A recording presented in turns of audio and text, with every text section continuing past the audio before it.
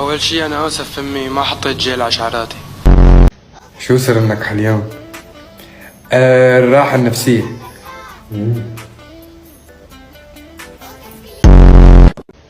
يلعن أمك عنتورة. ما قصدي.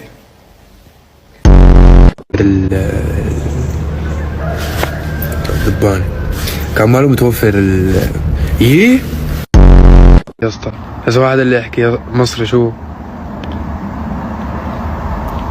هو كده يا حسني؟ طب طلقني.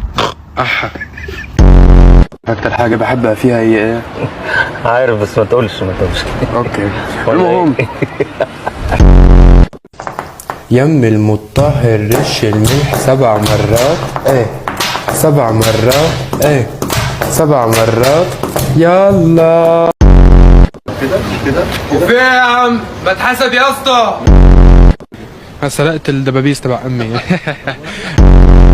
عيب التهي بدراستك. الشامي بس تتخرج من الجامعة بدك تتوظف يصير معك مصاري ما حينفعك. أغنية ما حتجيب لك معاش آخر الشهر على فكرة. على فكرة انتوا عم تعملوا زبط صح اخوي يا حبيبي. ايه ما بيقطش الصوت، عم حكيك من القداحة لانه